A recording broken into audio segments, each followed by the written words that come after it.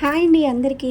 ఆనందాలకు సంతోషాలకు నిలయమైన లక్ష్మీ నిలయం ఛానల్కు స్వాగతం సుస్వాగతం. ముందుగా అందరికీ శ్రావణ తొలి శుక్రవార శుభాకాంక్షలు.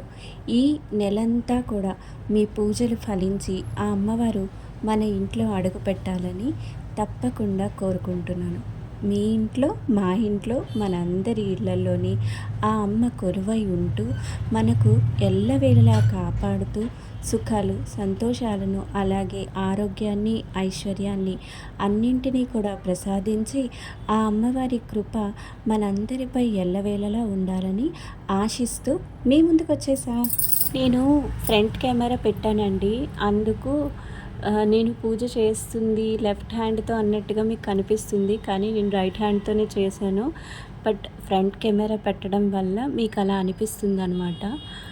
మరి ఇంకెందుకు ఆలస్యం, విషయంలోకి అయితే వెళ్ళిపోదామా. పరదేవత వరలక్ష్మి శ్రావణ శుక్రవారం గల్లు గల్లుమని అడుగులేస్తూ మన గడపలో అడుగు పెడుతుంది. స్వాగతం సుస్వాగతం అంటూ మనం సాదరంగా ఆహ్వానించడమే ఆలస్యం. పూజాపీఠాన్ని అలంకరించి అమ్మవారిని ఆసీనురాలిని చేసి షోడశోపచారాలు అందుకోమంటూ అష్టోత్తర శతనామాలు ఆలకించి మమ్మ ఆదుకోమంటూ భక్ష్యభోజ్య నైవేద్యాలు ఆరగిస్తూ మమ్ము ఆదరించమంటూ తాంబూలం స్వీకరించి సౌభాగ్యాన్ని ప్రసాదించమంటూ తిరుగు ప్రయాణానికి సిద్ధం అవుతుంది. కానీ అలా మనం అమ్మని వదిలి వెళ్ళనివ్వకూడదు కదండి, వెళ్ళనివ్వం కూడా. నట్టింట్లో పద్మాసనం వేసుకుని కూర్చోవమ్మా అంటూ ఆ పద్మావతిని ప్రార్థించాలి. శాశ్వతంగా కుటుంబ సభ్యులని చేసుకోవాలి. అప్పుడే మన ఇల్లు లక్ష్మీ నివాసం అవుతుంది. అదే మన అందరికీ కూడా వరలక్ష్మీ కటాక్షంగా మారుతుంది.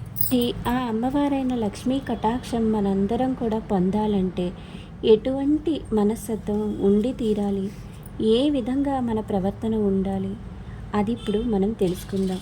లక్ష్మీ కటాక్షాన్ని పొందాలంటే ముందుగా లక్ష్మీ స్వభావాన్ని అర్థం చేసుకోవాలి. ఆమె ఇష్టాల్ని గ్రహించాలి. మహాభారతంలోని శాంతి పర్వంలో ధర్మరాజు మహాలక్ష్మి ఎక్కడెక్కడ కొలువై ఉంటుంది పితామహ అని అడుగుతారు. అంపశయ్య మీద ఉన్న భీష్ముడిని పచ్చని పొలంలో పారే నీటిలో, పసుపు పూసిన గడపలో, స్వచ్ఛమైన చిరునవ్వులో, అతిథి అభ్యాగతులతో కలకలలాడే నివాసాల్లో, పరిశుభ్రతలో, సత్యంలో, దానంలో, ధర్మంలో అని లోతుగా వివరిస్తారు. శ్రీలక్ష్మి శాంతిప్రియ తాను కొలువైన చోట ఆనందాలు వెల్లి విరియాలని కోరుకుంటుంది.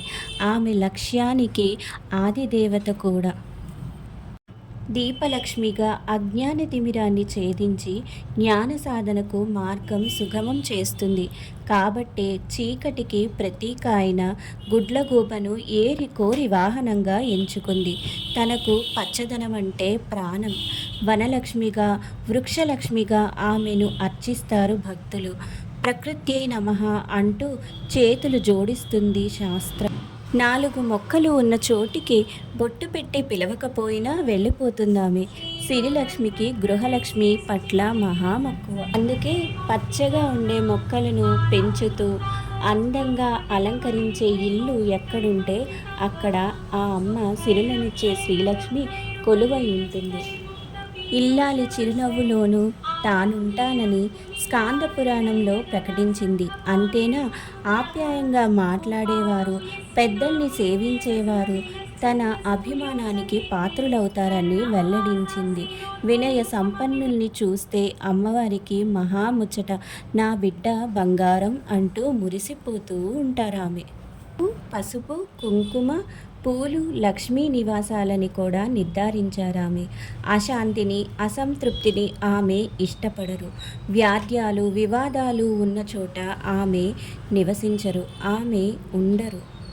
శాంతి స్వభావం కలిగిన వారి ఇంట, ఆనందం నిండి ఉన్నవారి ఇంట, అలాగే ఎవరైతే ఎంతో ఆప్యాయంగా అభిమానంగా ఇంటికి వచ్చిన వారిని ఆదరిస్తారో వారి ఇంట, పచ్చటి పంట పొలాల్లోనూ, చక్కనైన ఆనందం నిండిన నవ్వుల్లోనూ అమ్మవారు ఎల్లవేళలా కొలువై ఉంటారు.